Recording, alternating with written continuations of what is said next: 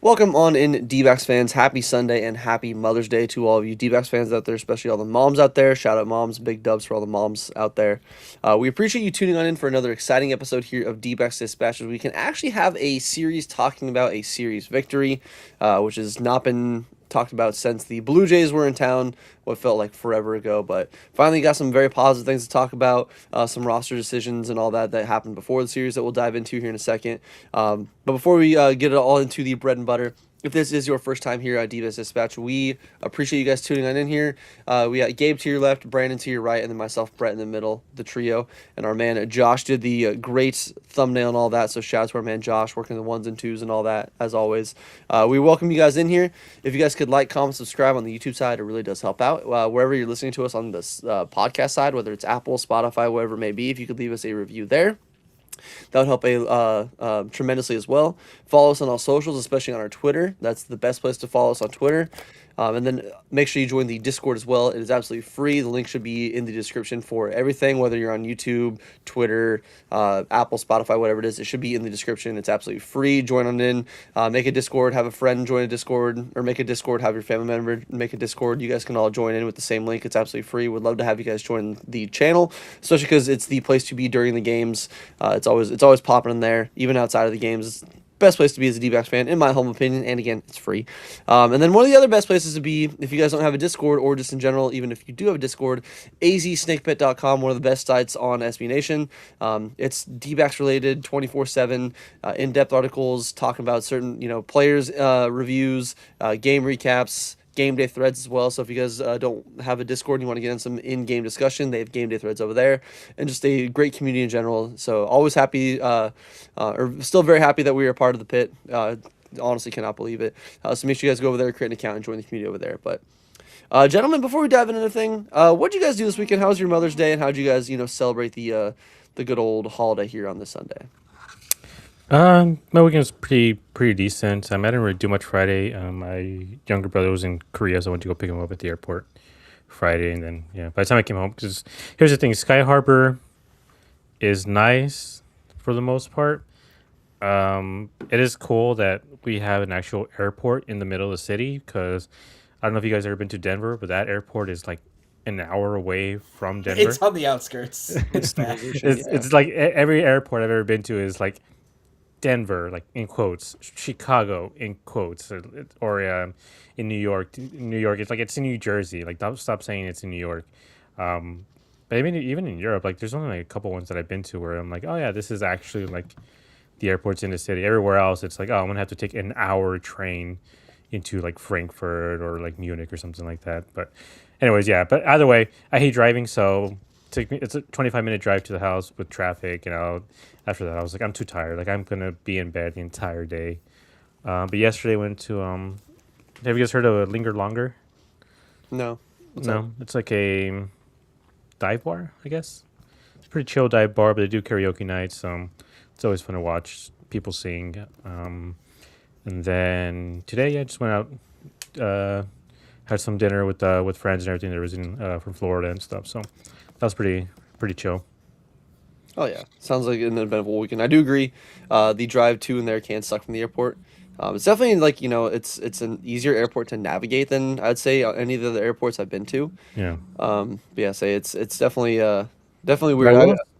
I will say, like, where like the parking is, where the terminals, it like literally it's covered the entire way until literally the last second it shows like turn here if you want to park or whatever. And I'm like, I hate that so much. And they're like, oh, why'd you take a while, or like why'd you do a whole round of it? And I'm like, because I didn't realize. I'm like, the damn thing tells me to turn in the literally like the last second.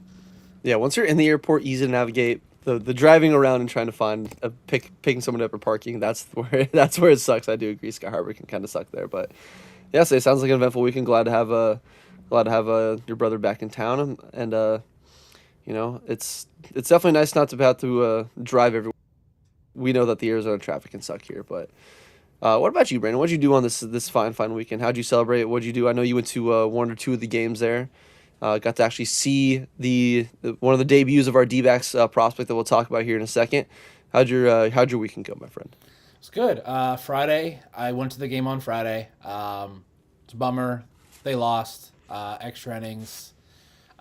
Gabe put in our group chat how much he hates this extra innings rule, and I'm completely with him. I can't stand it. I think it just makes no sense. I didn't do anything else this weekend. My mom's in Mazatlan, so we didn't celebrate. But I did call her this morning. Like first thing, woke up, called my mom, make sure to wish her a happy Mother's Day because my mom is like one of the best people that I know. Like it might sound weird, but my mom's my best friend. Like Ain't nothing weird about that. so, I think we're all mama's boys down here, you know? I love that woman more than anything in the world. So whenever I can say thank you for anything, I definitely do. I also played MLB The Show quite a bit on Saturday. It was a weekend classic this week, and I did absolute dog shit because my timing was absolutely awful. So I went 1-5. So Ooh. what wasn't very great. I'm not the greatest online player. I'm a maybe 400 or 500 rated, so I'm not very good. But man, the people I was playing were just like I had so many homers that where the ball's at the bottom of the like right at the bottom of the strike zone, right where I want it, and they just get perfect, and I'm just like son of a bitch, this sucks. But it is what it is. It's a video game. Like I'm not gonna like let it completely ruin my weekend. But I'm glad that the Diamondbacks decided to make my weekend even better. Yeah. It didn't start off the greatest after Friday's game, let me tell you. Yeah, I just want to say quickly, like saying like your mom is your best friend. That's chill. Like unless you sound like a Norman Bates. I don't know if you guys have seen Yeah. Psycho. Yes. Like what is it like a mother's? What is it? A mother is a boy's best friend. Like as long as you don't say it like that. Yeah. Yeah, a boy's best friend or whatever. That as long as it's like that. But yeah, I think we're all kind of mama's boys here. Oh yeah. Oh yeah. Yeah, so yeah, it was my wife's first Mother's Day because last year our son was born literally like 4 days after Mother's Day. Like, I think it was actually like 2 or 3 days after. So like she was like you couldn't have came here a week early and I could actually celebrate Mother's Day early or for the first time. So she had her first Mother's Day this year. It was nice. Got to we brought over IHOP because we went over early before our son's first nap. So we got some IHOP on the way. Hung out with my parents. Gave her a gift. Came back, gave my wife her gifts. Yesterday though, man, I went golfing with my good buddy Juan. Went to Top Golf first to get some swings in. Started bombing the fucking ball. Make sure you guys wear your gloves if you ever go or whatnot. The Top Golf clubs suck. I got a gnarly blister. But let me tell you, for being 104 degrees, didn't feel that bad, and it kept most of the people off the course, so it was really nice. I'm still horrible at golf. I just need to get more consistent. But yeah, it was a good weekend. This, like Brandon said, especially with the fact that the D-backs won and made it a lot easier to enjoy this weekend versus the one last weekend against the Cubs, where it's like, oh my god, this was depressing. This was not a fun time. But yeah, so welcome everybody into our chat. By the way, whether you're on the YouTube side and here with us live, we know Bryce. Ethan and our boy AZ's Bubba, so we appreciate you guys all tuning on in here. Any questions that I have for the fellas here is always direct to you guys as well, so let us know your thoughts as we're going throughout the show here. Any questions that we can try to get to as well. But to kind of just dive into the meat and potatoes here, at least actually get back onto our D-backs discussion. There's some pretty big news on Friday going into the series. Obviously, D-backs, they have been struggling. The pitching finally has turned around, but the offense has been abysmal.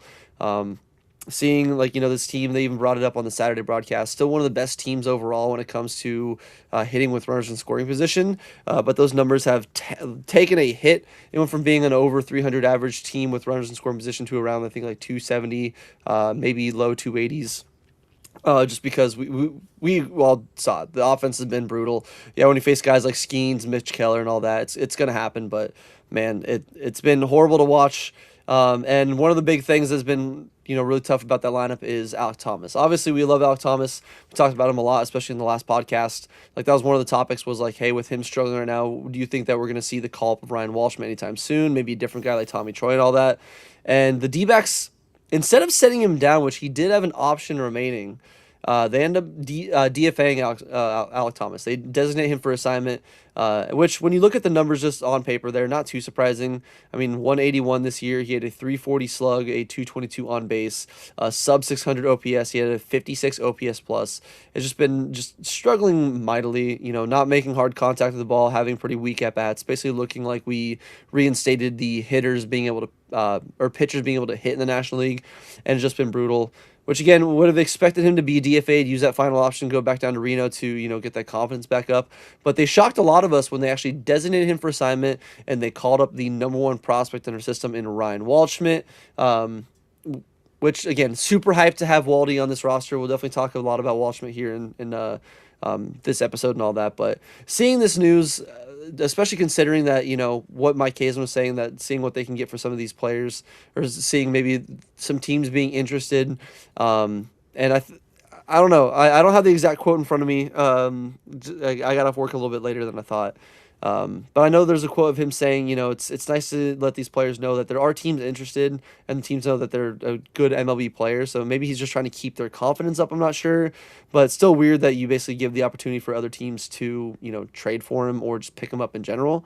But yeah, he is, at least at the time, he is going through the process of being DFA'd. Could be picked up by another team, could be traded for by another team, who knows? But we do get Ryan Waldschmidt up in his place, making an impact already here in the first 3 games of his career, and showing why he was a number one prospect in our system. But in regards to these moves, were you personally surprised to see the DFAing of Alek Thomas? I know I was, knowing that he had an option. Do you think that it's a little bit overdue? Do you think that it's one of those where, I love Alek Thomas, but even just as a career hitter, he's in 1,300 plate appearances. He's hit 230. He's got a 634 career OPS and a 750 or 75 OPS plus. Were you generally surprised by the Alek Thomas move, and how hyped were you to see that they were officially giving Ryan Waldschmidt the call to the bigs?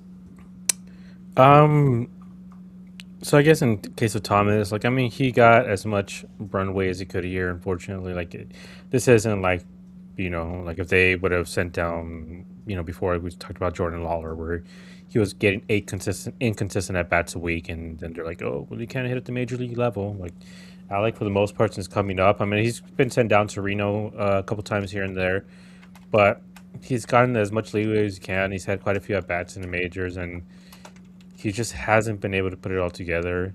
Like, if you guys want to see some weird stats, go look up what he was batting in AAA, and look up what Waldschmidt was batting in AAA. Alec was actually a lot better in AAA than Waldschmidt ever was. Whether it's K rate, actual average, on base, home runs. I believe he had more home runs than Waldschmidt did too. So it just shows you how hard baseball is. Like, you can be amazing in the minor leagues, but as soon as you get brought up, like, guys sometimes just struggle. Like, it's just a totally different look to it. Like, look at Jackson Holiday. The guy was hitting like 400 in minor leagues. He comes up, he can't even hit his weight. So it's unfortunate that Alec just hasn't been able to put it together. I still think he will, just because he's still young, and that's something I want to reiterate. Like, he is still a pretty young player. He's about 25, 26 years old. A lot of people have been talking about Jake McCarthy, like, oh, they should have kept Jake, not Alec. And Jake has been doing Jake's had a good. good week. One good week. He's been doing pretty good. Like, if you look at the overall stats, like, if we just looking at the stats and scoreboard watching basically, or box score watching, he's been doing pretty good. But if you look at the the peripherals and the deeper analytics about it, Jake is going to fall off a cliff one of these days too. And just kind of the way it is. He just kind of overperforming his actual his stats, what they actually say. He's just not hitting the ball very hard. But yeah, it's just unfortunate they had to let him go like that. Like I said, I would hope that he goes somewhere else and becomes a star there. Because I still, like I said, I still do believe in him. Maybe he just needs a different voice, or something in that clubhouse. Like, I really don't know what it is. But from what we've seen with these offensive struggles, like, everybody kind of just sucks right now and has been sucking this season. So Alec isn't alone in this. But I think they just, they kind of just felt like they gave him as much leeway as they could. And in terms of him being DFA'd, I was surprised that they DFA'd him rather than just send him down to Reno, because he does have an option. My only, I guess, theory on that is just that by DFAing him, they don't use that last option. So if he reverts back to the Diamondbacks after about a week, because I believe they have a week, they have like his rights for about a week where they can trade him. He would keep that option. So teams are getting a player with an option left, so they wouldn't have to put him on the major league roster right away. So I think maybe that's what it is. It's just holding some value for Thomas to where if a team picks him up, that they can just send him down to their minor league system or bring him over to the majors. Doesn't work out, then he can send him back to the minor leagues and then bring him back up when he's ready, instead of forcing them to basically keep his contract and then taking somebody else on the 40-man roster. Yes, I think it caught us a lot of us off guard. I mean, it's definitely we all saw it coming. Obviously, we discussed it in the last show. That at least I was on with you guys. That we weren't going to be too surprised that this happens. But even as Bryce saying, just shows how done they were with him, or how good the return could be, which is very fair. I think, like you said, a lot of teams do see, he's still very young. They kind of showed, what he did show in the WBC and even spring training, that he's got potential there. Maybe change of scenery is a thing that in sports that does, kind of unlock a lot of players. I mean, look at Gonzo. Gonzo was not the kind of player he was until he came here, and then he unlocked, what he was and made him a fan favorite here. That crazy April, the crazy 2001 where he hit like 50 plus home runs. So sometimes players just need a different change of scenery, and maybe that could be for Alec, which it would suck because I still believe in him. I think that he still can be a really solid player, but I'd rather have him at least find a place to have success and get right mentally, and know that he's still he still has has the sauce to be a great major league player. We know he's a great fielder, just maybe not as great of a hitter currently, but I think that can definitely change. But I know Bryce is asking, my biggest question is why Thomas and not Barossa. Barossa is arguably a slightly worse fielder, and his underlying numbers offensively are much worse. I think it's just because Barossa's had a stronger start to the season. The fact that he can play more positions and all that, and the switch hitter, I think is why Yeah, they're giving him I like. think that's But probably that's why. It's just a switch hitter. He's more.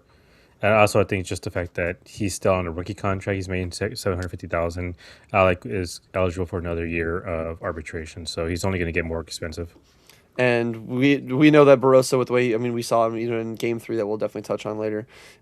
He's falling off a cliff, just like Gabe said it would happen to Jake. So Barossa won't be up here much longer. I expect him to be the guy that gets replaced by Jordan Lawler whenever Lawler is back here. Hopefully in the next couple weeks, because I know there's an update on him. But Brandon, on to you, my friend. Seeing this news on Friday, because I know there was a lot of us, like we were expecting, like we're calling up Ryan Walschmidt. You see Alec Thomas on the graphic, see Ryan Walschmidt, you're like, oh, sent down, called up, and then you see DFA, and you're like, holy shit, they DFA'd him. Like that's definitely not something that we usually see Mike Hazen make. I mean, look at the Pavin Smith era. They'll hold on to players as long as they possibly can to fix them, use all their options if possible. But for this, I guess they didn't. So, what was your kind of initial reaction to Alec Thomas? Were you surprised that he's being DFA'd? Do you think that it was one of those where maybe they can still retain him? Maybe other teams really aren't interested in him? Or do you think that we have kind of seen the last of Alec as a Diamondback? I definitely was surprised they DFA'd him because, like, I was trying to figure it out. I'm like, is it because we were full on the 40 man and we had to add Walschmidt? But as Gabe pointed out that day, like, we were at like 38, 39, so we didn't need to make a move to add him to the 40 man. And I thought you had to use up all of your options before you could be DFA'd. So I learned that you can DFA basically whenever you want, even if they do have options available. There was a lot of discussion, like, is that why they DFA'd him? He didn't have options available, but there were numerous sites that were reporting that he didn't, but then there were local media reporting that he did. So there was a lot of miscommunication. Just everyone not being real sure of what was going on. But I think they came into this season seeing if he doesn't improve, like if he goes back to his bad habits, which looks like what happened, is yes, for a while, for the first couple of weeks, it seemed like he was getting unlucky, like he was barreling up the baseball, he was hitting pretty well, and I just think they noticed that he went back to his bad habits, and they're like, that's it, like he's just not it anymore. His bat is just not there. Like he's a decent defender. I think Barossa's a better defender. He's faster. He has a higher sprint speed. Every other defensive metric, they're pretty much the same. And it's like we said, Barossa's a switch hitter. So that will always kind of trump any other stat. So very surprised that they made the move. I really was. I didn't think they were going to do it yet, or if they were, it wasn't going to be for Walshman. I thought they weren't ready about that. I'm not sure who I was listening to. It might have been Gambo. Yes, so it was Gambo. I was listening to him Friday on my way to the game. He actually reached out to the team last week and asked, "Have you had those discussions about Waldschmidt?" And they're like, "We have had started those discussions." So it looks like in the last week and a half, they really started to think about moving on from Thomas. Um, They saw him make that Now, diving play in Reno, and they said, "All right, you can hit the ball. Fuck it, come up here." yeah, and it was weird because around that time he got hit in the face or he got hit in the helmet, and like we were all like freaking out. Everyone was like really pissed that he didn't start on Friday. I was kind of one that was kind of pissed. I'm like, why would you call him up and not? But he did play the day before, and this is kind of what they do with guys like when with these young guys when they call them up. Typically, they let them sit, relax, just enjoy the experience of being at the major league level for that first game. But they needed a pinch hit opportunity, and Waldy came through. So that was really great. I just hope Thomas succeeds. I don't care if it's here, if it's somewhere else. I think there were reports of the Tigers and the White Sox they've had discussions with. So the White Sox would Whoa, just White be, Sox! Did you know that he's from Mount? Like he played baseball in Chicago? yeah. So In I what? I kind of want to bring that up real quick because at least I knew this. There's like the waiver deadline in September. Do you guys know how that works exactly? It's been a minute. I'm rusty on it. So the way it works is basically like a reverse draft, or it is basically a draft. The worst team basically gets like first dibs. Um, but it's from the year before or the year prior as well. So like the same way as the draft. So it goes from the worst team in the league gets first crack or first dibs, and then it just goes on from there. So with the way, like I said, at least that's what I knew from like the September waiver wire. Like I don't know if it's the same here. It probably is. So when you guys are talking about the White Sox I believe had the second worst record in baseball last season after the Rockies. So if he's going anywhere, it might be there, and it'll probably just because they have literally like second choice with Alex. So maybe right now Hazen might just be looking to maybe trade just so he can get something for him. But I think like if he goes anywhere, it probably will be Chicago just because they needed a fourth outfielder, and they're 19-21 right now. They have a chance to actually take that division with how weak it is. So they get a guy like Alec Thomas working on a team and everything that he could be pretty big for them. So like I said, with the way the waiver wire works or works in the past, they should be able to get the first crack at him. So I'm curious if we find like, do we find out is the trade announced tomorrow, Tuesday, or are we gonna have to wait like the full week? That's what I'm curious about. Is how long are we gonna have to wait to find out what's actually gonna happen to him? Because he's been pretty silent on social media. I mean, understandable. You basically got fired, like, which sucks because again, like we're not celebrating this. Like No. this isn't us like doing like a victory lap when, you know, like when if Pavin Smith got DFA'd, which even then it'd be more joking.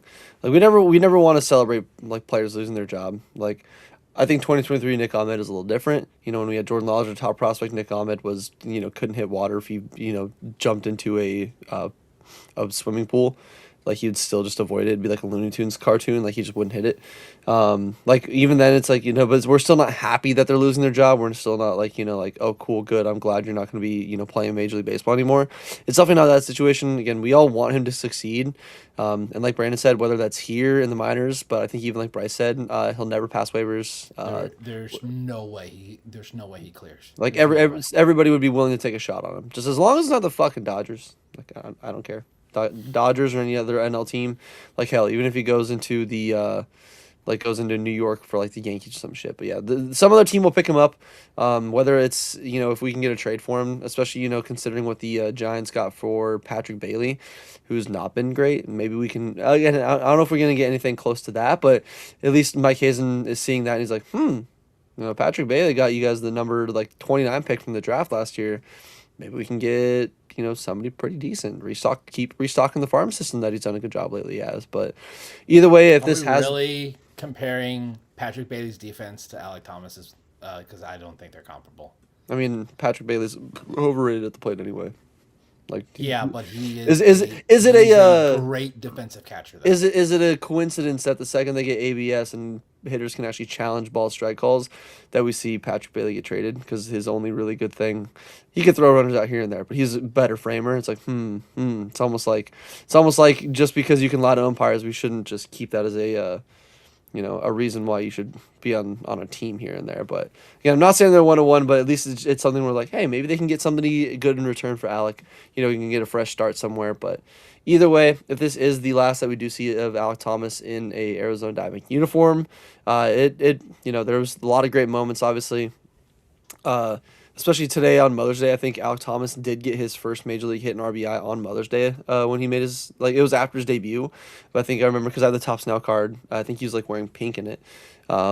Like, I think he, like, on Mother's Day had his first like major league double RBI, whatever it might be. I could be mistaken. If somebody wants to correct me, I would appreciate that. But either way, we appreciate all the memories that Alec did bring here. I mean, some amazing catches. The one against the Rangers in center field is always one that I think about.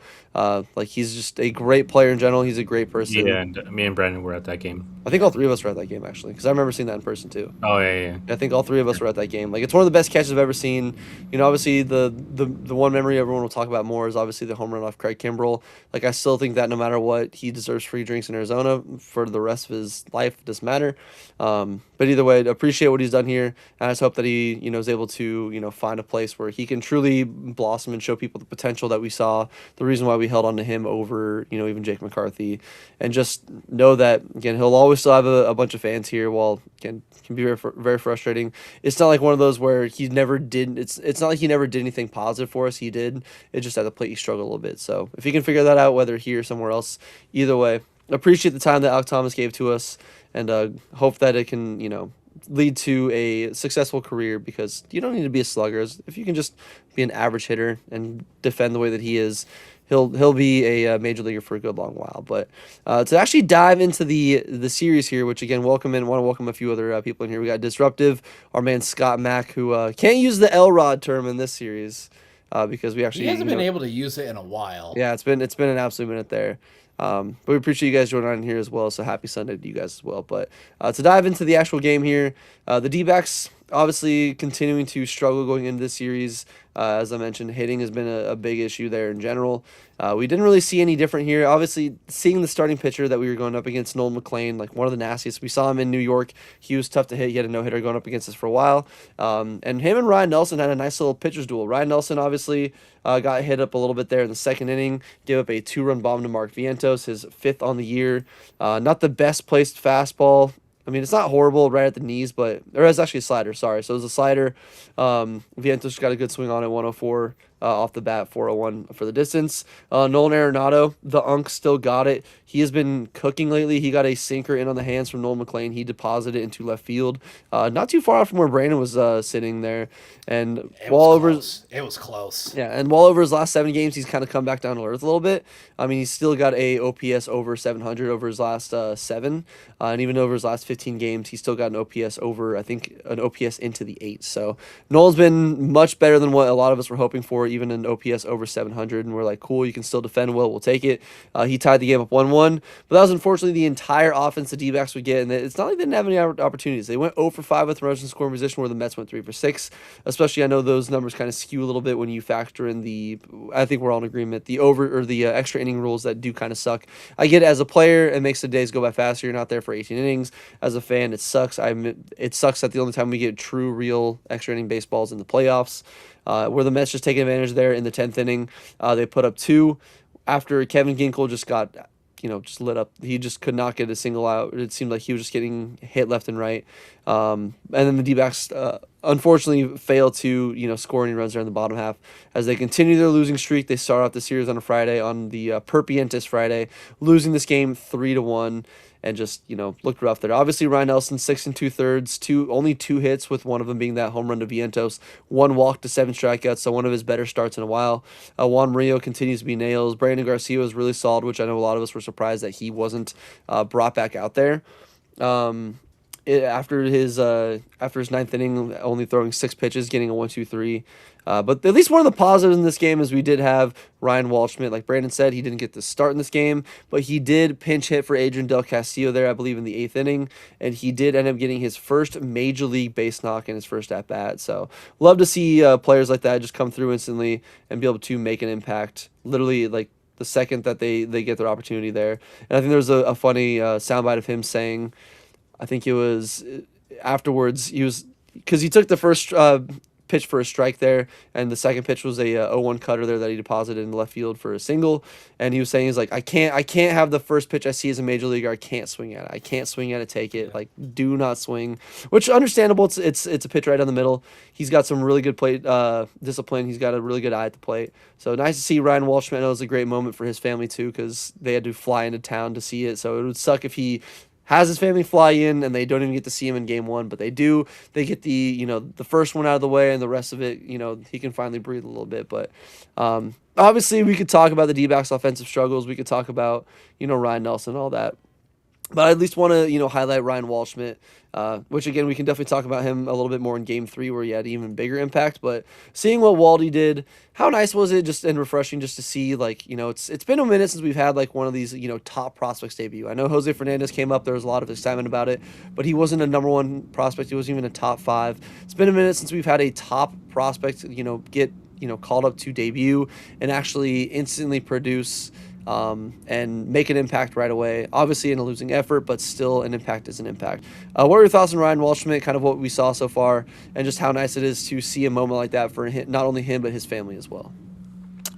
Yeah, I mean, it kind of felt like when Corbin Carroll got called up too, like he hit a double.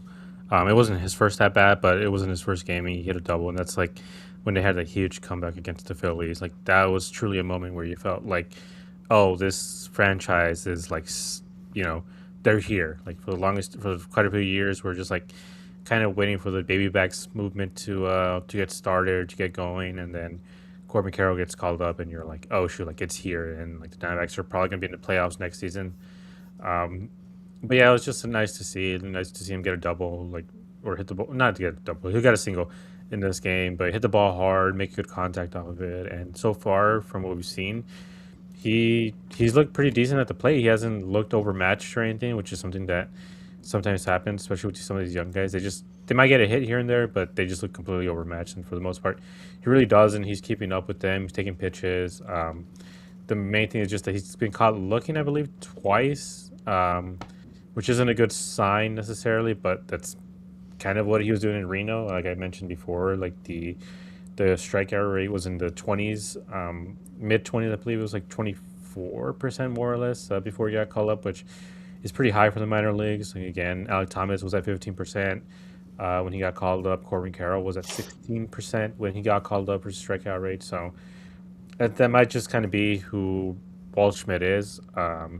Maybe just a guy who's going to swing the ball really well, have a high average, but he might end up striking out a lot. Same thing as we've seen with Corbin Carroll as of late, where he gets the hits, he has a good average, but he just kind of strikes out a lot. But seeing his defense as well, he's made an immediate impact, and so it's just exciting to see, someone like this suddenly come up, and you're like, oh shoot, like this guy's for reals, because you see him in the minor leagues, like on grainy ass freaking cam footage, and that's the best they can do. But seeing him actually like in actual, HD and everything, you're actually seeing how the way he runs and the way he moves and the way he swings and everything. You're kind of like, oh, okay, like this guy is built for the major leagues, and he's still really young. So, like I've said before, in other years, even talking about like Jordan Lawler and stuff like that, it's like sometimes all you need is a good 2 weeks from a guy, and before he fizzles out. And if Ryan Washburn is able to do that for this team, just give us a great 2 weeks before the league figures him out, then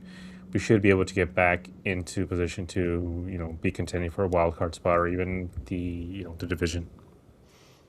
Yes, it's. I think you hit the nail on the head. It's been pretty much since Corbin Carroll, which another one. I don't know about you guys. I was at that one. That was a very hype moment. Obviously, the D-backs were a struggling team, so seeing that kind of debut was like really awesome. Yeah, And it's just like I wasn't there personally. My brothers were there because I had been hyping up Corbin Carroll for like 2 years up until that point, and then when he was finally getting called up, they got tickets. I was in I was in Europe at the time. I was in Germany, I think, or coming back into there, and I was just like having to watch it, like waking up early in the morning to watch his debut. Yeah, worth to wake up for, man. Especially that big hit there, because that was game was not looking good. Obviously, went down 7-0. I think they came back and won that game. He was a big part of it, but yeah, say it was just really nice to see for Waldy. It's a second Schmidt has hit the D-backs franchise, just like a second Perdomo has. And it's nice to see him just again get it out of the way early. I do at least want to bring up the like you said about the strikeout rate. Obviously the strikeout rate, yes.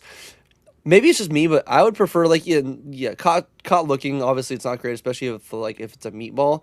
But if a pitcher makes a good pitch, like cool to tip the cap. I'd rather have it be caught looking than a person go up there just whiffing on everything, like swinging out of the zone, chasing too much stuff, being overly aggressive. Like if you work a good at bat and the pitcher just beats you and you can tip your cap to it, I'd prefer that situation over being overly aggressive and getting yourself out in a sense. So obviously, it's again still early. He's only played 3 major league games. He started only 2 of them. So definitely need a little bit more of it, but very solid start for his career there, and just looks like a pro. I mean, center field played solid. Even in game 3 today, we'll touch on. He had a great leaping grab at the wall. Just overall making an impact at the plate and at the dish. Looking like a pro's pro, and I guess maybe that's the kind of difference when you draft a guy that's played a bunch of college baseball, and it's not just from high school into professional baseball right away. But Brandon, I know you said that you were actually on the way to that game, or you were going to the game that night, and you were hoping to see his debut. Which again, he didn't start, but you did get to see his debut. What was it like seeing in person, and just how excited were you at the thought of seeing another top prospect for the D-backs being able to make their debut at home, and just the energy you kind of felt from yourself going to the ballpark and just also around the fans, because that is no matter what team the state or what state the team is in, seeing a top prospect get called up for a major league debut does kind of inject a little bit of life into a team that lately going into the series was looking pretty dead. Yeah, the entire stadium, as soon as they announced his name, the place got into an uproar. Like everybody knew, oh, Walshman's making his major league debut. Let's see how he goes. This is a big spot. We're tied 1-1. Let's just see how it goes. And I thought it was funny. His quote after the game, I can't swing at the first pitch. I just can't do it. So he takes it, next pitch, rips a line drive right in front of Juan Soto, who, wow, he was getting in left field. He was getting heckled pretty bad. Like it was kind of comical to listen to some of the chirps. So, but no, I was really happy to see Walshman get that, because I would say another prospect that had I think a very highly anticipated debut, and it didn't go well for a while, was Lawler. Like I think everyone was expecting that to be really, really well, and he really didn't perform until this year, really. Like he really hadn't been that good until this season. Waldschmidt did it right off the bat. First at bat, rips a single there to left. So it was really great to see. Could always say I saw Ryan Walshman get his first career major league hit. So that's something that no one can ever take away from me. I was able to see that. Would have been great if it resulted in a win, but sometimes those things are out of your control. So just it was a great experience to see. Yeah, say Yeah, just quickly. Jordan Lawler's only 3 months older than Ryan Waldschmidt is. That's crazy. That's crazy, bro. Yeah, those are going to be our two stud outfielders for years to come. God, Yeah. feed me, Corbin and Wright.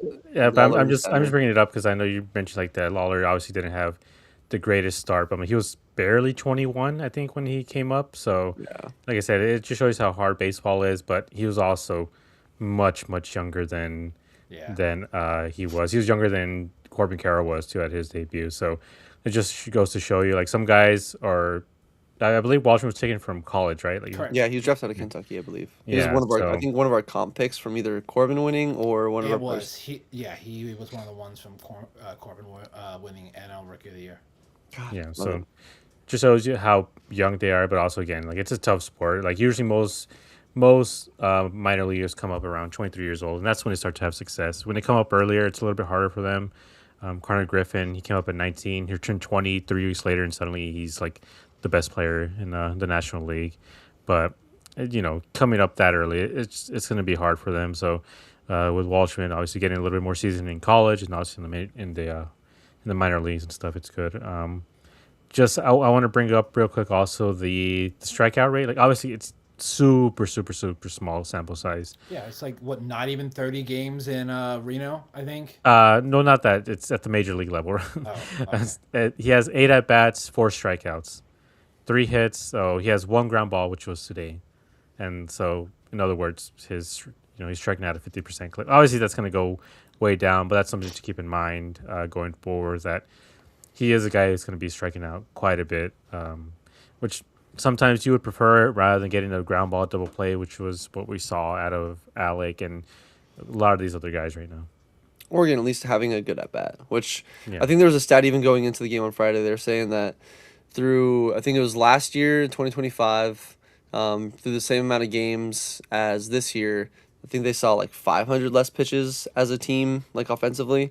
Like I know some of that could factor into like extra inning games here and there. There's a few like outliers, but I mean that's a big thing. I mean I wasn't on the Pirates series, but I love how all the writers like Alex, Jack were like surprised that the game plan for Skeens was swing early and often. It's like maybe not do that. Maybe not let your the best pitcher in the sport go have a 6 pitch inning and go super. Like I get the idea, but maybe after the third or fourth inning, abandon that plan there. So the offense in general has just been aggressive. I know it's a lot of guys swinging, trying to get themselves out of a slump. Like even I think today in game 3, you see some of those, or even in game 2 there that we'll talk about here in a minute, you get 2 walks to start an inning, some great at bats, and then the next 2 hitters go swing at the first pitch for first pitch out. It's like, holy shit, guys. You're not making good at bats. So I think just overall, like I said earlier, like obviously, you said, Gabe, very small sample size, only 8 at bats. Numbers will definitely go down a little bit, but I'll He take a good at. should be playing every day. We say that, but then we saw what happens with Jose Fernandez, where So for me, that's he's different. He's different because they need because to of Vargas. time. I get it. If Vargas wasn't playing the way that he was, I think they maybe have. And the fact that Nolan Is started hitting to well. play well, Yeah. who are you going to put in center? Like Barosa's not playing very. Like just go put Waldy out there. Yeah, let Waldy have free reign. Let him get a good runway. But he definitely got that in games in 2 and 3, because even in game 2 there, he was definitely put to test in center field. But yeah, obviously Dbacks unfortunately dropped the opener there, and just extra innings seem to be our biggest issue. And just in general, I mean, 8 left on base, 0 for 5 with runners in scoring position. Del Castillo's been struggling a lot lately too. So, Nolan McLean and the Mets pitching staff, they're both bending that tip your cap there, but definitely not the way you want to start the series. But thankfully, the D-backs at least righted that wrong there Saturday. Merrill Kelly, the mainstay, went out there and he pitched one of his best. It's not the best game of the season. He went a season high 7 innings, only 3 hits, 1 run, 3 walks again, which he's gonna walk a couple guys here and there, but he did have more strikeouts than walk. So that was a big thing there. Got his season ERA down to 7.62. But again, season high 7 innings there.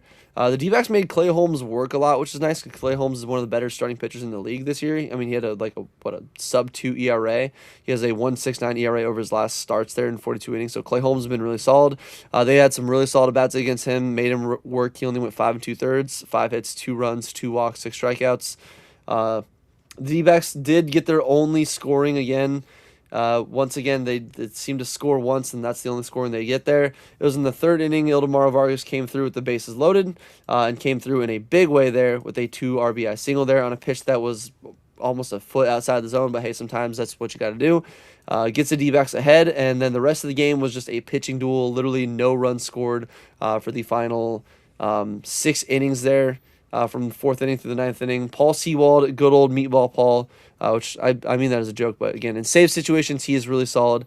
1, 2, 3, 9th inning there, 2 strikeouts. One of them was a 413-foot flyout, as Chase Field last at your 400-plus foot flyout slash double. Barosa deked me. The way that he was jogging, I thought it was gone. Yeah, he deked the announcers too, bro. He had everybody. I think everybody thinking that thing was gone. The one thing about him that just frightens me, the way he catches the ball is so just like chill. I'm like, Burrow's like, can you stop doing that? It causes me anxiety. Yeah, it's literally like I turn into a little league coach. I'm like, two hands, like every fucking time. But another name in this game I did want to bring up too is out of the bullpen there, Taylor Clark. I mean, it's nice when your starters can go 7 because then you only need 6 outs from your bullpen. Taylor Clark has been really solid this year. I mean, a 2.45 ERA. He has a 1.35 ERA over his last 7. His last 15 games, 16 innings pitched. He's given up 7 hits, only 1 earned run, 2 walks, 6 strikeouts. He has a .56 WHIP and a .56 ERA, so he's been Yeah, I absolutely mean, stellar. it's literally just that Dodgers game, right? When he That's allowed 3 or 4 literally it. runs. That's really it. Yeah, the Dodger series is the only thing that's kind of inflated his ERA. So he's been one of our unsung heroes out of the bullpen this year. I mean, a 2.45 ERA and a .71 WHIP on the season this year. So shout out Taylor Clark. We at least wanted to tip the cap here. But the big guy that deserves the round of applause, especially after the way that his start to the season has been so far, is 60% ground ball rate for Taylor Clark, which is out of this world. So I don't know what the Royals did to fix him, but thank you very much, Kansas City. And can we give him, maybe another 2-year contract on there for the bullpen because we can need him. But the big name in here that I think a lot of us were holding our breath every single time he was throwing. Sorry, it's been a long day, man. Been a long day. A lot of talking at work too. Good old mainstay Merrill Kelly, as I said, the best start of his season so far. Took him a while there. I mean, he had going into this game, he was what was his ERA going into this game? Yeah, going into this game, his ERA was a 9.95, so just under a 10 ERA was disgusting. He has not gone longer than 5 1/3 so far this year. So going 7 innings against the Mets. Yes, the Mets offense is also struggling. They're very injured. Got to at least mention that, but. 7 innings, more strikeouts than walks was a huge game from the mainstay. And then just continued the starting pitching trend of just being very, very solid. It's almost like when Torey Lovullo's like, hey, starting pitchers, do good. And then they're like, yeah, you right, we can do good.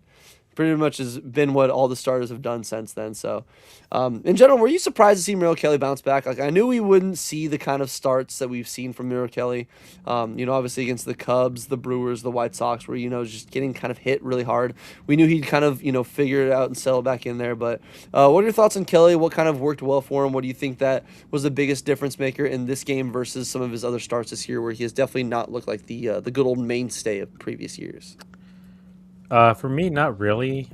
This is who we've seen him be, all the years that he's been here. We also mentioned it during the pregame or the pre-show that he got literally like no play time in Reno. He had one game in Reno, then they put him in some backlog games or whatever. I'm like, that's not enough time, especially for a guy coming back from rehab. He didn't have spring training.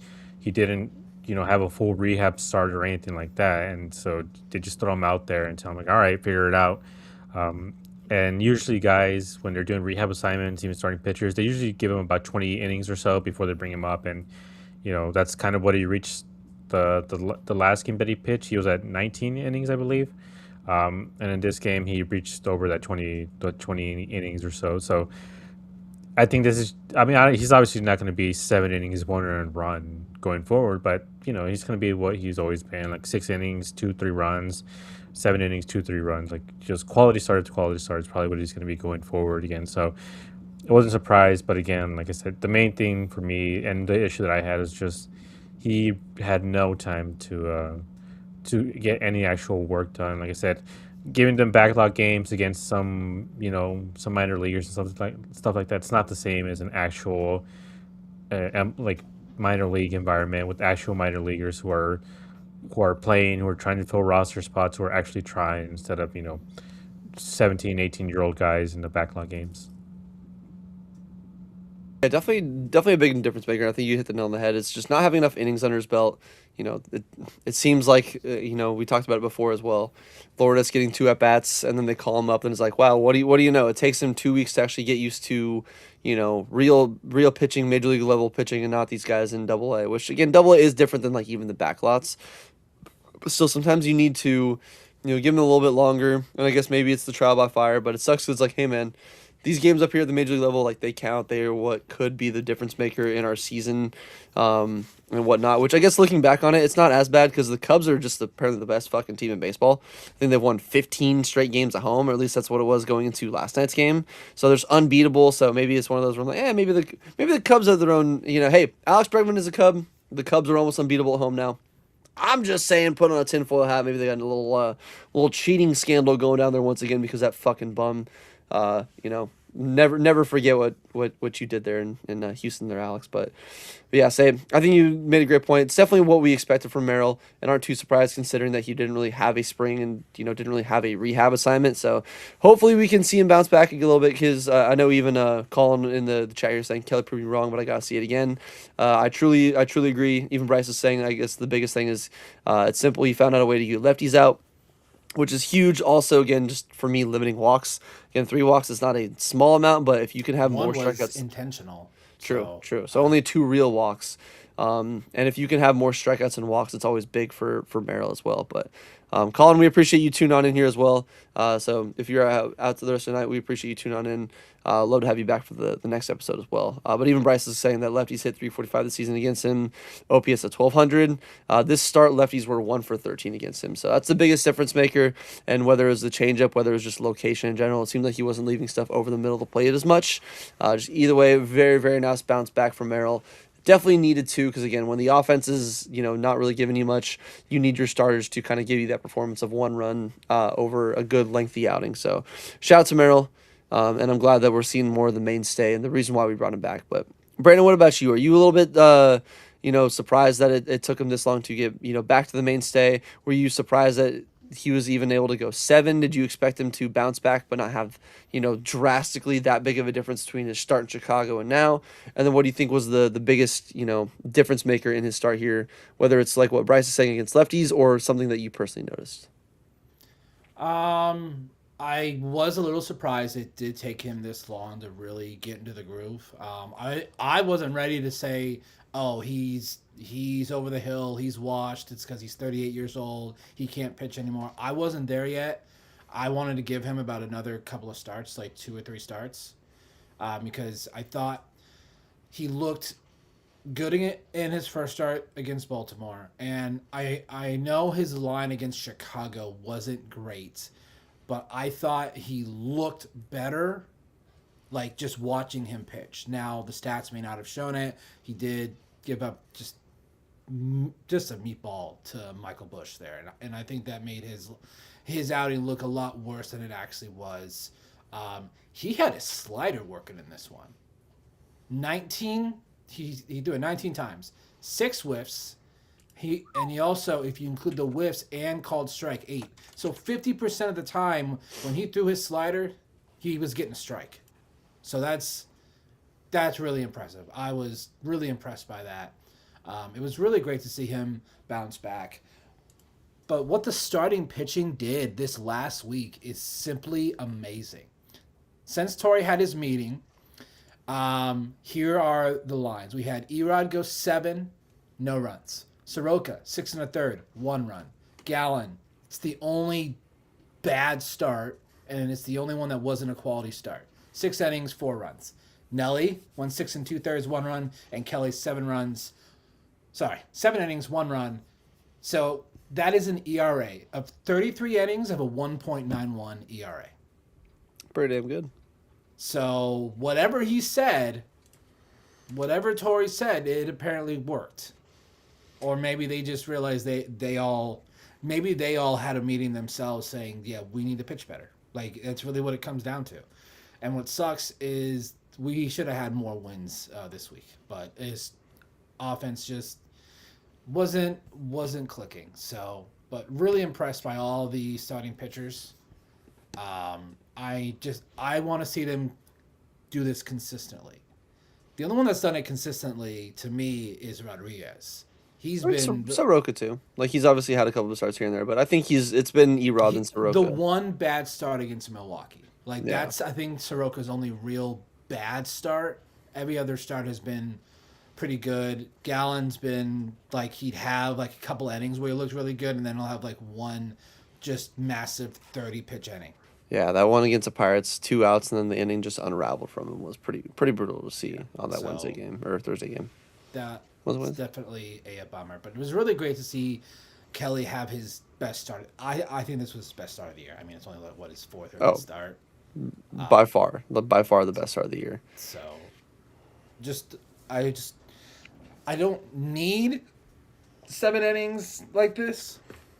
Just give me a quality start. Just give me a quality start. And the way that our bullpen is, Taylor Clark, Juan Murillo. Oh my gosh, Juan Murillo is he's throwing strikes, and we know how good his stuff is, and that was always his thing. Is could he throw strikes? He's figured it out. He's Dude, figured out how to throw strikes. He electric. is our eighth inning guy. He is our high leverage guy. And I thought it was funny in this game when Sewell got the save. He got excited. He he yelled when he got the strikeout. Like I'm like, wow, you knew how important getting this win was. Yeah, say that again. Well, Seawald in save situations been much better, and I'll be very happy to eat crow and know that he's definitely been a lot better of a signing than what we expected here. But yeah, just because Bryce is saying it, I do want to take a quick look at I have. Oh, trust me. Last time when we were praising him, I looked at it. It's all red. yeah, I It's looked at it last all time red. when we talked about um his I think it was like the barrel rate. And yeah, dude, look, it's pretty fucking disgusting. 99th It's percentile beautiful. expected ERA. Like the only thing he's blue on is extension below average, hard hit right at league average, barrel average a little bit better than league average, or barrel rate a little bit better than league average, and then even the average exit velocity. But I mean, the fact that he is in the 90th percentile for average or his fastball velocity is disgusting.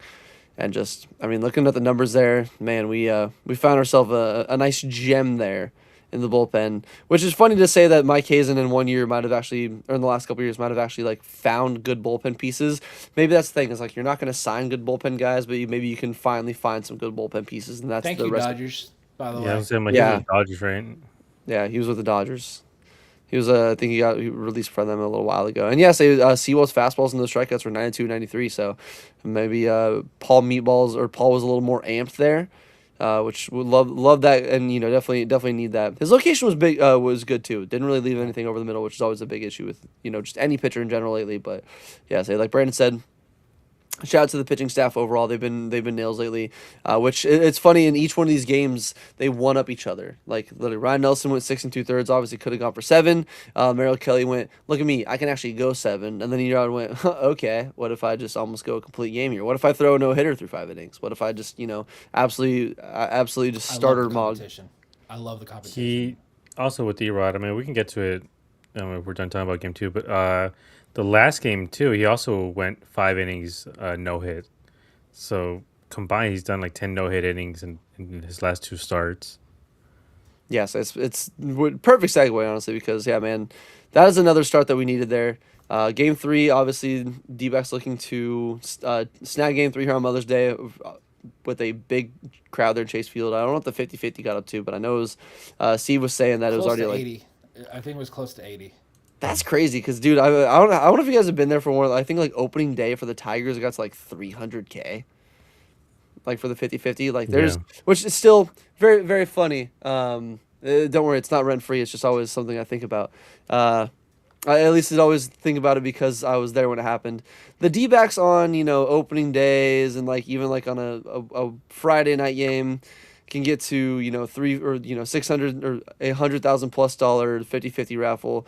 But good old, always sold out, best fans in baseball, San Diego Padres, on a Saturday game there for their 50-50, they get to 20K. Is it like, I know you guys aren't poor, you live in fucking San Diego. So just very, very funny the difference. I guess we're just a more willing to give back to our community. Sorry, I had to rage bait Brandon here Yes, you every did. episode if I get an opportunity. But yeah, There was 40,000 today as well. yeah, sell it. Which it seemed like the AC's been playing better. I asked my brother and my mom who were there, and they said it didn't feel super hot in there, which is it's always nice. But yeah, this is a game the D-backs needed to win big time to get themselves back to only one game under 500, and boy oh boy did pretty much everybody do their job. I mean, Eduardo Rodriguez, we already mentioned him a little bit there, but flirted with the no-hitter there through 5 innings. He went 8 and third there, went into the 9th inning. Could have potentially, finished the game, which we'll talk about here, but I mean, still 8 and a third. Only 4 hits, 3 walks, 4 strikeouts. He's been nails. Juan Murillo, once again, one of the best closers one of the best pitchers in the bullpen there. Went 2/3 of an inning to close out the rest of the game. His ERA is now down to 1.93. Ryan Walshman, as we talked about, he helped pretty much provide the spark in this one. Looking back at it, pretty much had the game-winning hit there in the second inning, a two-out, two-run double there, 102 off the bat, 404 distance, just right into the gap there. Really solid at bat against Tobias Myers, put the D-backs ahead. And then once again there in the bottom of the sixth inning, added on an insurance run there. Worked a pretty solid at bat. Got a changeup out on the other end of the plate. Not a bad pitch from Peterson, but just put it just enough in front of the center fielder to plate that run there. And then Ketel Marte added in the final insurance that the team needed there, who he has been struggling too, which it'll be nice to see him kind of bounce back from his struggles, because it's been a really rough year for Cattell, but I think he's starting to, hopefully see the end of or the light at the end of the tunnel and turn around there. Because against David Peterson again, 102 miles an hour off the bat, 353, bounced off the wall, ricocheted away from the right fielder, and he's able to get a two-run triple there to give the D-backs much needed insurance. And then the D-backs just cruised the rest of the way against a Mets team that has definitely been struggling this year. I mean, they're 9 under 500 now, 10 under 500 after today, last in the East. Definitely not the start that any of us predicted, but the man of the hour, the man that definitely deserves the praise here is Eduardo Rodriguez. Improves to 4-0 on the season. He having a career year. Again, it's smaller sample size. It's not a full year, but I mean, it's already a career best ERA. I was talking about it before the show. Before this year so far, his best ERA on a season was 3.3 back as a Tiger. The best, I had his stats up here. I mean, he's got a 1.286 whip, which is like a number 3, number 4 for a season. He has a ERA plus of 168, which is a career high by a wide margin. I mean, in 2023 as a Tigers, he had a 131 ERA plus. His FIP is still a little bit in the fours there, so not great there obviously, but I mean we're getting prime, or we're getting really, really quality stuff from Erod here, showing why we gave him $20 million a year. And again, the fact that if you told us going into the season Eduardo Rodriguez would be your ace, I would be like, okay, all right, let's relax there. Okay, like, Mr. Time Traveler, because yeah, that's okay. the only way I would believe it. Oh yeah, exactly. Okay, Mr. Time Traveler, I don't believe you, but yeah, dude, Erod's been nails this year. Been absolutely stellar, and has been one of the few consistent pieces in the rotation that's really kept them afloat here. So, looking at what Erod did, obviously, what did you like? What did you think that was the biggest key to him in this game? And then also, like, a little follow up to that question: were you a little salty that Torey Lovello didn't let him finish the game, considering there was a 4-run lead there in the ninth inning? Or do you think that it was the right move, considering the pitch count, considering I think that's the highest pitch that or the highest pitch count he's had so far this year. And then just how do you feel about him removing Erod from the game? I mean, it would have been a nice moment. I'm not necessarily mad at it or anything like that. But my issue has always just been like how arbitrary Torrey's hook is for these guys. Where, like I said, like Erod cruising through 6 innings, he has 85 pitches, 4 run lead, and then Torrey pulls him. And you're kind of just like, why'd you pull him? Like that's usually what annoys me, is when he gets pulled like, too early, or he'll leave in a guy, to face 8 batters until he finally takes him out, and they lose the lead. So it's just the weird arbitrary times when he takes him out. So in this game, it would have been nice for Erod to get the complete game. I'm not necessarily mad at it, but also the fans are going to feel like the way they're going to feel, and I think they have every right to feel that Torrey way. got booed so Yeah. loud. But I mean, I guess that's kind of what you would wish for, anyways. Like, to be booed because the guy is just doing so good. But yeah, I think it's just a good show for Erod. Just the fact that he hasn't been healthy, and like I've been kind of more of a Erod defender on this podcast the last few years, because I know how important health is, especially for pitchers. And the last 2 seasons, he just hasn't had like any sort of real spring training or anything, because he's just been injured. And so whether it was, I believe, like a weird calf thing, like a shoulder thing, like he's had so many injuries in the first couple of seasons here that he just hasn't been able to be healthy and be good for this team. And this is the first time that he's come into a season. He's fully healthy. He had, a bit of a short spring, but that's just because he pitched in the WBC, which he did an amazing job in. But he figured something out there, which was, he was saying, like, he was spamming the fastball, and then his catch, Salvador Perez told him, like, stop throwing so many fastballs, and then he just to the changeup, some of his off speed, and it really seemed to unlock something, which is, you get catcher who's a veteran like Salvador Perez, because as great as Gabby is, he's not a veteran the same way he is or anything like that. So maybe getting a veteran catcher, asking him to to pitch a certain way or to do something different, it could really seemed to have unlocked something with Erod. And just like I said, just the fact that he's healthy.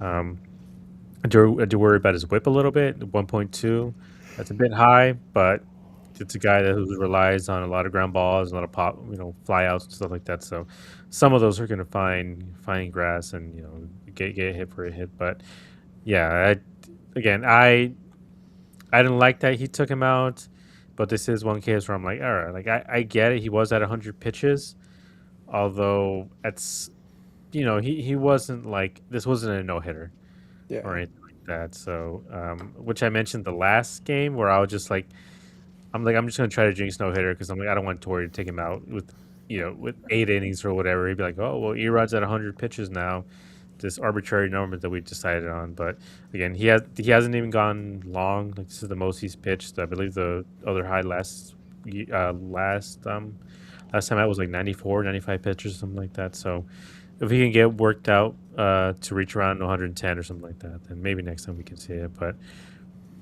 I just think this is just the way Torrey has always managed. I mean, we've had Zach Greinke, Robbie Ray, Patrick Corbin, Zach Gallen. We've had really, really good pitchers on the staff, and so the fact that we only have 8 complete games, it's kind of I get think an indictment with the way he manages some of these pitching staffs.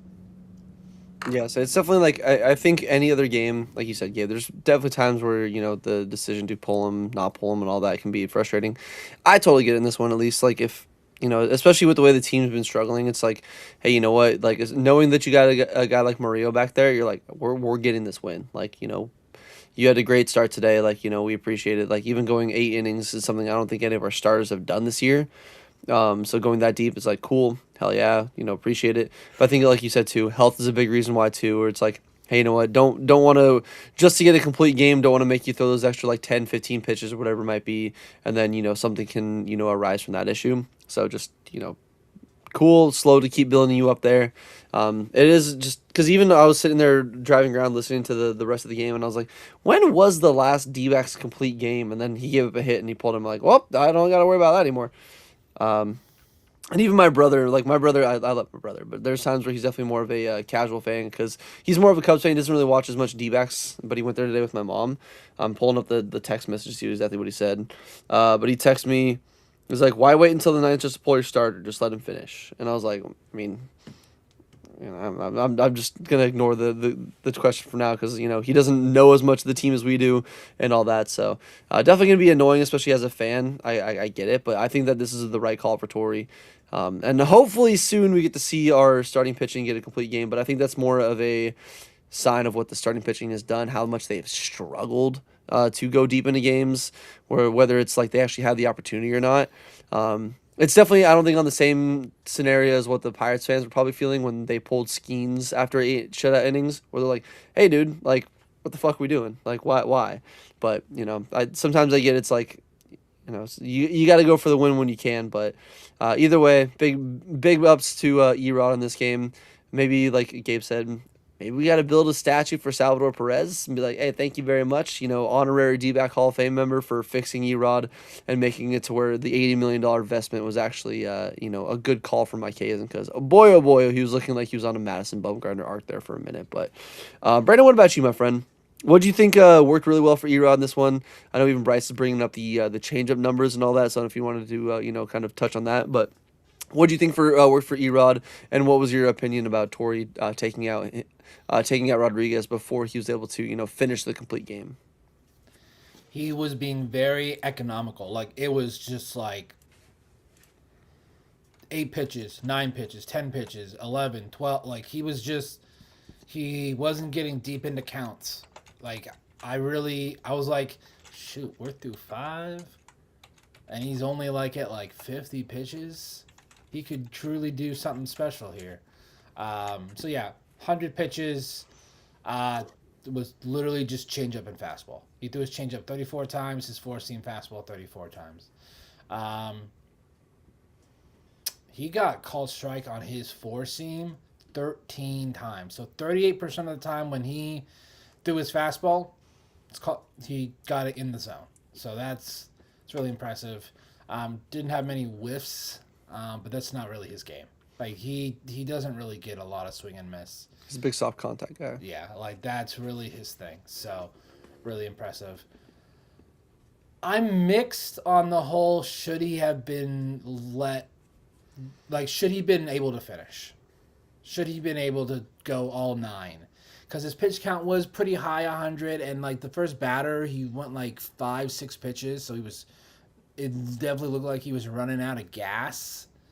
Props to Erod because Toy was gonna yank him after 8, but it was probably one of those things where he's like, okay, I'll let you go back in there, but one base runner and I'm taking you out. So he got the first out, and then he gave up a hit to the. I believe what he said was 10 pitches. So he told him, you give me 10 pitches. Yeah. Okay. Yeah. Yeah. Actually, yeah, I think that's what they said on the post game. So. Yeah. Like when you have one batter, and he goes 6, 7 pitches, yeah, you're only going to probably get one more batter, and it's the way Tori is. There's a reason why this team hasn't had many complete games. But if you really think about it, that's baseball now too. We don't see a lot of complete games in general. Like a lot of these guys, like they typically will get yanked after once they approach that 90 pitch. We aren't seeing Randy Johnson throw 120, 130 in a complete game. Yeah, it's not the days of good old Brandon Webb. Yeah, like these guys don't have rubber arms. It's because of the spin rate. Like it's why we see Tommy John so much is just how much these guys spin the ball. Plus, you have guys like Jacob Zarowski that has one inning where literally throws 13 pitches all 101 or above. Dude, that was disgusting. Yeah. Like, oh my god, the 98-mile-an-hour slider just breaks my mind still. Yeah, so congrats to Erod, and also shout out to Ryan Waldschmidt, got his first career RBI in this game. The way he barreled up that double to deep center, I was like, oh, this kid's got some pop. His swing reminds me of someone. I just have a tough time like pointing like who it is. Like I don't know what it is, but I don't know if it's like a former D-back. Like I've been racking my brain every time I see one of the highlights. I'm like, his swing looks eerily similar to like another former major leaguer. Like one of these days it's going to click. If there's anybody that has like recommendations, because like throw out some names and I'll keep looking up like swing videos and seeing like if it's close to it. But I don't know, something about his swing, man. He's definitely not Goldie. I think the stance looks Goldie-esque, but it's definitely not the bat, because obviously Goldie kept the bat down, where Waldschmidt's is more like up. So I'm not exactly sure what the stance looks like, but it does remind me of somebody, and I'm going to find out who it Also, is. fingers crossed that this triple by Marte unlocks something, because we need him to get going. He's the only one that I feel like that hasn't had a good consistent run. Like Carroll has had like a streak there where he looked good. Perdomo's had a streak where he looks good. Marte really hasn't had a run where you're like, okay, this is who he is. Like he's batting what, like 210? 212 right now, yeah. It's been rough.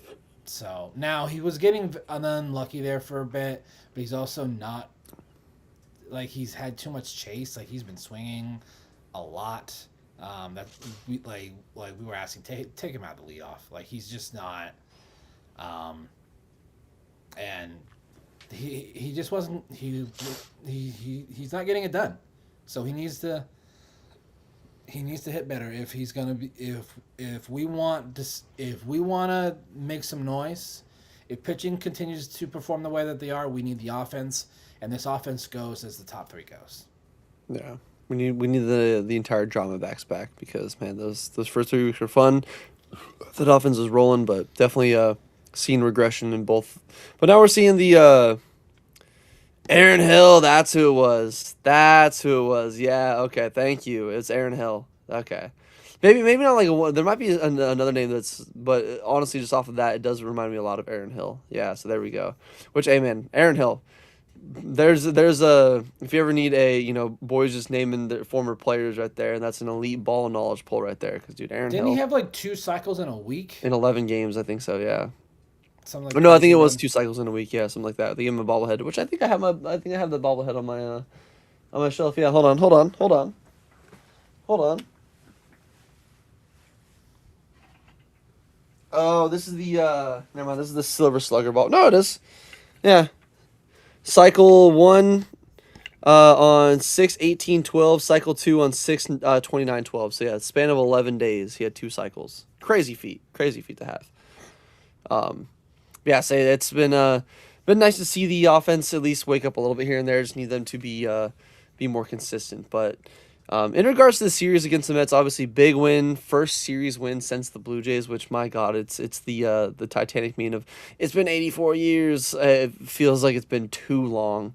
So hopefully getting back to a more normal schedule, not a day off every other 3 fucking days, kind of helps them stay a little more consistent. But any other final thoughts that you guys had here on this Met series, whether it's something that you wanted to circle back on and touch on one more time, maybe something else that we haven't mentioned a little bit. I know, like Brandon said, and shout out Ryan Walshman first RBI, which is again very huge, big moment for him, especially with the family in town. Nice to see him get a bunch of those first out of the way. Now it's just first home run next. But anything else you guys wanted to touch on here before we do our quick series preview? Um, no, not necessarily. I just think it's a pretty decent bouncing back for this team. And, the way things started, it really seemed like this team was in a huge tailspin because, I mean, they were, but they ended this homestand at 3-3, which is, better than it was looking so far. So, and then at 500, I think it's fine. And realistically, it should have been probably like 5-1 homestand just with the way that the starting pitching staff was looking. But, we'll take it. If they're at 500, it's fine. Like, as long as they don't get worse than this, um, hopefully when they go into Texas, they do a lot better against them. They have the same record. Texas, I think, has been on a bit of a downturn. They have a great pitching staff, but offensively, they have been struggling a little bit. Yeah, say it's gonna. And I always get nightmare flashbacks every time we go to that stadium, so I can't wait for more PTSD. But Well, I think he's hurt, so we don't have to worry about that. no, no, no, not just Seager. I'm just saying that ballpark in general. Like anytime we go into that barbecue grill ass fucking stadium, I feel like I just have the Corey Seager, Paul Sewald. I just have flashbacks like that. Um, but what about you, Brandon? Any other final things that you want to touch on here for this Mets and D-back series? Shout out to the pitching staff, the starting pitching, and the bullpen, keeping Juan Soto and Bo Bichette hitless in the entire series. So that's their 2 biggest bats. Keep them silent, I think, was a huge reason why we won this series. Like, they didn't allow them to beat us. Now, Mark Vientos, every time that he came up, I was scared because of what he did on Friday. Like, he was the sole reason they won the game on Friday. So I was kind of worried there on Saturday and Sunday, like every time that he came up, but pitching did their job and kind of kept them at bay. So we won the season series against the Mets. I don't believe we played the Mets again. We won both series. First time since I think 2017, 2019, something like Didn't that. we Is beat what them in 24? not the season series because it was I think AZ Snake put out the tweet. No, That's no, like, no, no, 25. Last season. Year. Last year we did. Last season, I think it was like 4-3. I think against the Mets. I'll double check. I know there's a tweet from the AZ Snake, but let me double check. First season series win over the Mets since 2017 by the D-backs is what they said. Really? Yeah. All right, so I think we must split have- last year because I think Yeah, we probably played. will split them. I think we played a 4-gamer and a 2-gamer, so I think we split last year. And then it looks like he said only one complete game by D-back starter since August 2021. Zach Gallen, September 2023. So looks like that was indeed Cubs. our last Yeah. complete game, Cubs. which has been 3 years crazy. We also had a really weird, one of the weirdest complete games in that, which was what's his face's no hitter. Oh, Ed Oh, Tyler- Matt Bum Jackson? or Tyler Gilbert. Tyler Gilbert. There you go. Oh. Tyler Gilbert. I forgot about that. Yeah, I forgot about that, honestly. But yeah, so great series win, like Gabe said, and you guys said. Could have been a much better homestand overall, but nice to see them put an end to the series losing because whenever you keep just I mean, this is why we've seen this team go from 4-5 over to, at the time going into the series, 2 under, where it's like you can't be can't be continuing this streak if you guys want to, try to make some noise here in the playoff race. So big series W for the D-backs, and it's some big momentum as they need it as they're heading to Good old Tejas. No day off, no days off, thankfully. So they're playing tomorrow night. Game should be starting at 5:05 our time. Gonna get to see good old Michael Soroka 4-2 with a 4.14 ERA going up against Nathan Eovaldi, who even Bryce in the chat is saying that Eovaldi has been shoving his last two starts. So his numbers are a little deceptive. Don't just look at the ERA. Look at what he's done lately. So should be a pretty decent matchup. Eovaldi's still one of the best pitchers. I think underrated pitcher too, honestly. So that's gonna be Monday's matchup. Going into Tuesday, Zach Gallen 1-3 with a 4.70 ERA going up against Mackenzie Gore. Has not been what the Rangers were expecting to get out of Gore this year after making that big trade in the offseason. He's 2-3 with a 5.18 ERA. But even he has been, I think, not as bad. I mean, the whip for him has been the biggest issue, a 1.4 whip. So that's game 2 there on Tuesday. And then Wednesday for the finale, we got Ryan Nelson, 1-3, 5.68 ERA going up against the Vanderbilt legend Kumar Rocker, who's 1-4 with a 5.01 ERA. So looking at the series that we got here, whether it's starters on the D-backs side, the Ranger side, and all that, or just in general, like, looking at some of the numbers here on the surface, what are you guys looking forward to? Maybe, like, what do you think is going to happen in the series, whether it's a series win, series sweep? What are you looking forward to this team at least improving on, and what do you want to see them kind of address in the series? Then maybe, like, a prediction or two. I guess for me, I know I keep predicting it. First home runs, all that. Ryan Waldschmidt, first home run, going to be off Mackenzie Gore game 2. Is going to, I'll even go specific. I'll be like that guy for the Tigers. I don't know if you guys remember the clip. He, like, predicted a batter's first career home run, like the exact inning, like the distance where he hit it to. Like, it was crazy. So I'm saying he's hit it at left field. Just maybe like a section or two fair. It's going to be second deck, fourth row deep. It's going to be like 102 off the bat. So that's my prediction for Waldy. First home run going to be off Mackenzie Gore, and I think the D-backs just need to get better hitting with situation, or better situational hitting, better at bats, deeper at bats, and actually come through when runners are in scoring position for them. But curious what you guys think. Maybe what you want to see them work on, and maybe a prediction or two for this good old series in Tejas. Yeah, the main thing is just having better at bats. Like the at bats that we've seen these last couple of weeks with the struggling offense have been just absolutely terrible. Just like we mentioned earlier, you get 2 men on, next guy swing at the first pitch, and you're just like, why? Like the guy can't find the strike zone, and you swing at the first pitch that's outside the strike zone, like over and over again. So I'm just hoping that we see better at bats, and then I guess something we might have to talk about soon is also the fact that Jose Fernandez might not be on the Major League roster pretty soon because Santana was pulled from the game in Reno today.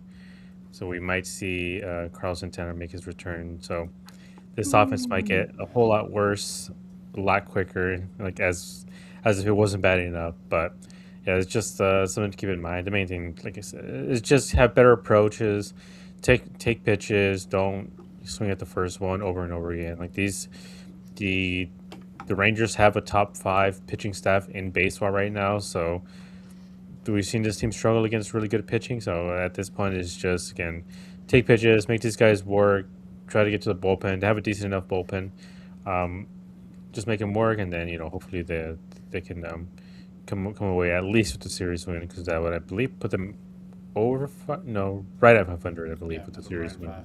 I think so, yeah. Which, hey, I'll take it, man. I'll take it. Get back to 500. It's a big step forward, but it's just, I don't know. The ballpark is just such a cursed ballpark to me. There's so many good ballparks that just are cursed to me. I can't handle it. A swing and a don't stop. Edward tie. Don't. We're done, friends. No, I'm just kidding. But how dare you? How dare you? But yeah, no, so I think we're all in agreement. They're better at bats. Just come through in situational hitting, and don't remind me that I literally was sitting there. I'm like, Santana was pulled from a game in Reno. The Mets put in their lefty, and they let ADC have 2 at-bats against a lefty, and instead of putting in Fernandez, and then they put him in for 1 at-bat in the last one. Maybe that was them going, hey, give you 1 more at-bat in the Major League level, and we're sending you down, kid, which just fucking sucks. It's like, it's not like he's been playing bad and deserving to get sent down. It's just, because one is on a rookie contract, one guy they're paying $2 million. They're going to give the guy the $2 million another opportunity to prove why he is not good anymore. But hey, maybe we can pay him to keep his glove at first base, because apparently that's how Vargy is so good over on first defense. Fernandez has been using his at first too.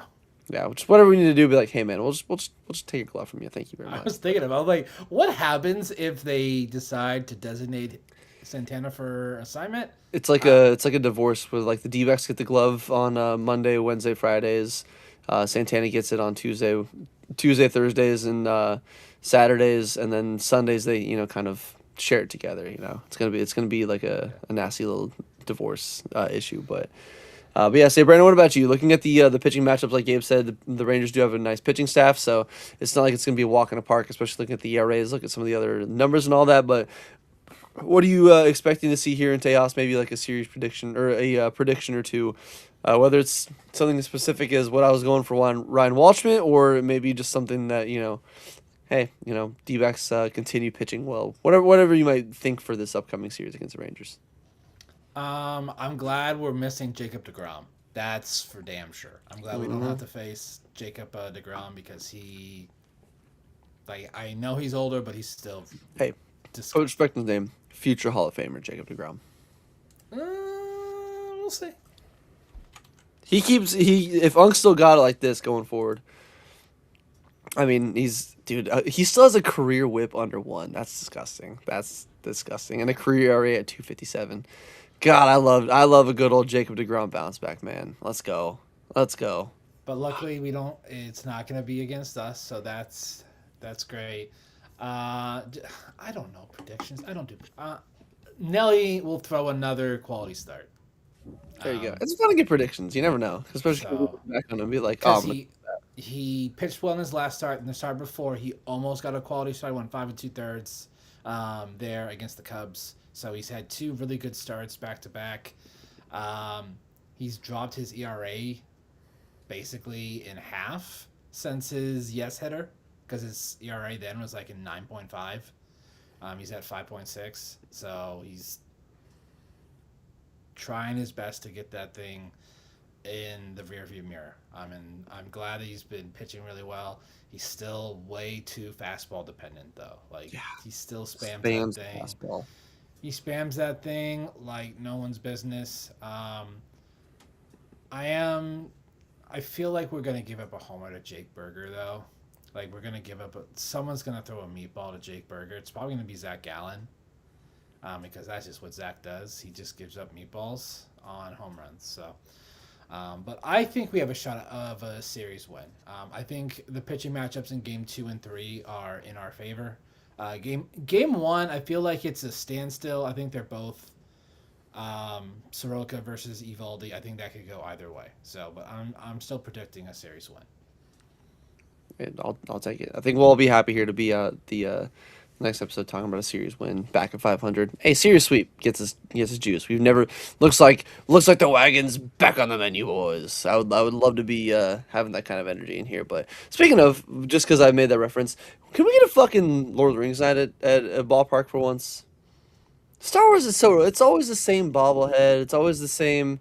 Also, I we like get Game of Thrones a lot. We don't get Lord of the Rings. Yeah, give us a Lord of the Rings, man. It's the better of the like the sci-fi or not even sci-fi. It's better of the fantasy-esque world too, man. Like give me Lord of the Rings, bro. Like it's easy. Give me something. Anything Lord of the Rings. Give me Lord of the Rings night, please.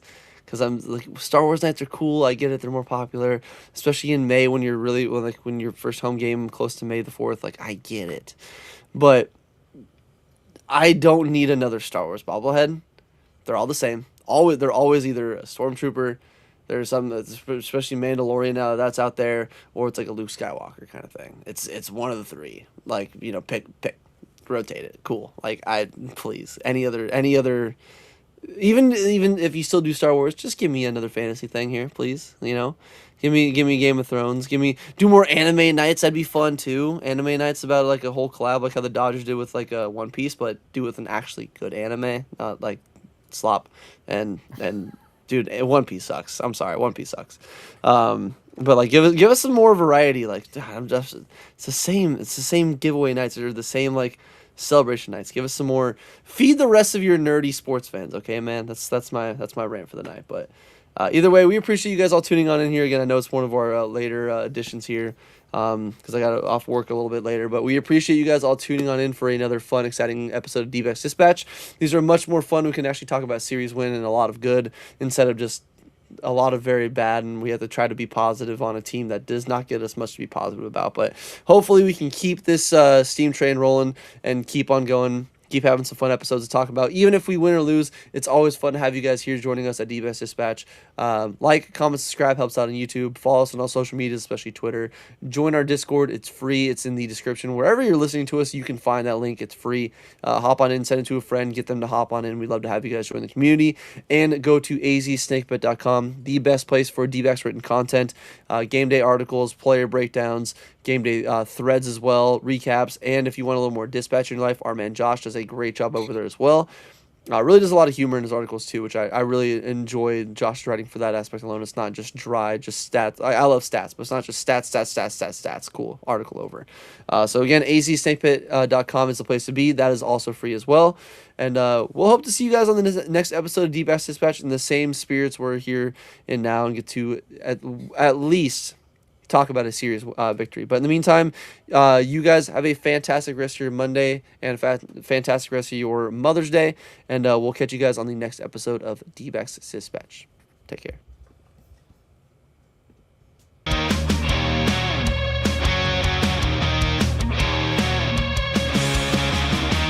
Under the lights, the game goes down. Desert heat, but we own this town. Brennan gave on the call, with Josh in the back, bringing it all. Fastballs hum, the bats ignite. 9 innings deep, we fight all night. Wins and losses, highs and lows, we break it down, yeah, that's how it goes.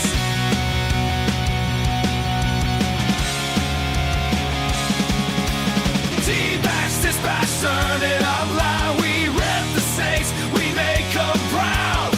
From first pitch to the final frame, we bleed sun tone red in this game. So hit subscribe, don't miss a